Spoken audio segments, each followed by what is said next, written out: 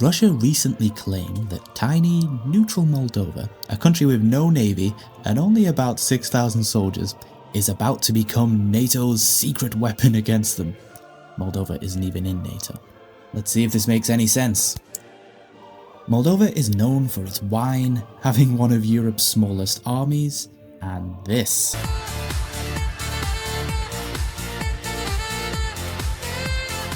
But now, it has apparently been chosen as NATO's military battering ram, that's a quote, against Russia. That's according to Russia's foreign spy agency, the SVR. Hey guys, I'm George and this is Creme de la Kremlin. In this video we're going to fact check the SVR's claims and reveal the patterns of disinformation at work here. Let's set the scene. Moldova is sandwiched between Romania and Ukraine. It's trying to join the EU while Russia keeps stirring up trouble. Disinformation, gas pressure, even a recent coup plot.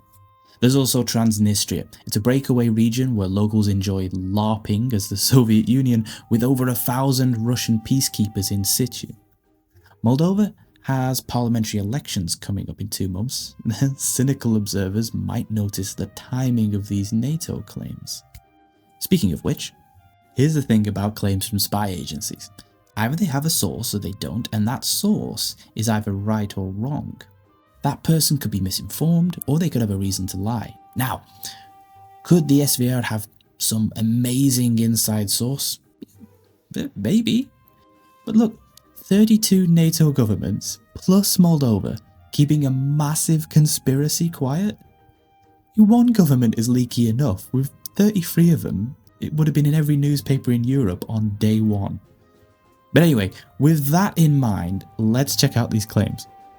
Okay, so first up, the SVR says NATO is transforming Moldova into a forward operating base on the eastern flank. Okay, why would NATO need Moldova when they've got 4 member countries actually on Russia's border? Moldova is landlocked, miles from Russia, and not even in the alliance. Plus, Moldova's constitution literally says it's permanently neutral and does not accept foreign military troops on its territory. And you can only change that with a referendum. The Prime Minister Doran Vecin said in March 2024 that they observe and sacredly honour neutrality. And the Foreign Minister confirmed, adding that there's no question of Moldova joining NATO. Second, the SVR says that NATO is building logistics hubs, upgrading airfields, and converting railways in Moldova for rapid troop movement. I love this. Classic Russian disinformation. You take a kernel of truth and you distort the conclusion. Straight out of the handbook, as Gosha will explain. When you make false claim, make sure it fits some of facts, so that if citizen from weak and decadent West does quick Google search, it look like facts confirm claim. Thanks, Gosha. Yeah. Moldova is upgrading infrastructure. Take the railway development. Right now, it takes 13 hours to get from Bucharest to Chisinau by train, which is double the time by car. Now that's because they have to switch between Soviet and European rail gauges in the middle. The EU is funding upgrades for trade, not tanks. They have a 150-page proposal, all about exports and economic outcomes. Great bedtime read, by the way. Highly recommend. No mention of NATO. Same with the bridges, warehouses and airports. There are indeed projects planned. But again, they're for civilian and trade purposes. I'll link all these infrastructure projects in the description in case you want to check them out. Up next, the SVR says that Moldova is being flooded with NATO military instructors. That sounds urgent, scary.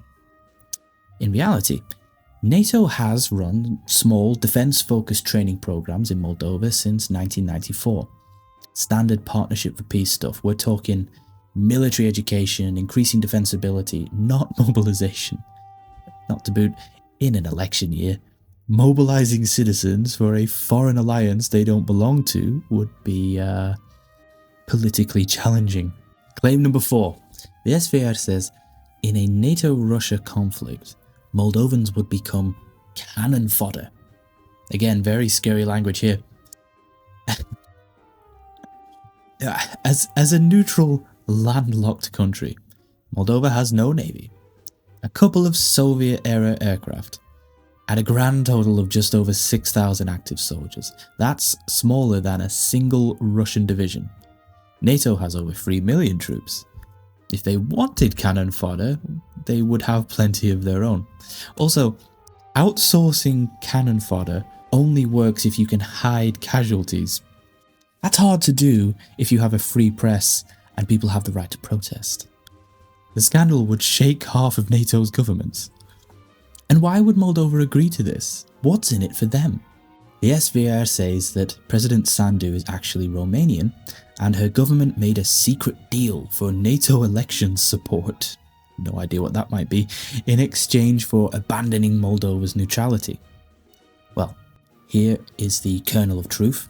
Sandu does in fact have dual Moldovan and Romanian citizenship, just like 1.5 million other Moldovans, including the pro-Russian candidate. And that's it. That's the only true part of the claim. As for the rest, well, NATO election interference, I've never heard of any credible reporting on that. It's a classic Russian projection, accusing others of their own playbook. Even if Sandu wanted to join NATO, she's never said that. She literally can't. The constitution requires a public referendum to change neutrality. And right now, only 30% of Moldovans support joining NATO. So what's this all about? Well, the timing says everything. This drops right before Moldova's elections. Russia's trying to influence Moldovan voters, spreading fear that their government is puppeted by a larger power that will ultimately feed its citizens into the meat grinder.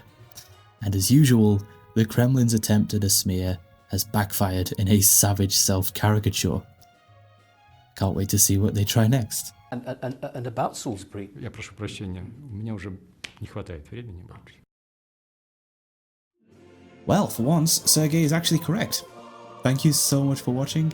Please hit like and subscribe for more silliness from the wonderful world of Russian propaganda. And until next time, до свидания, товарищи.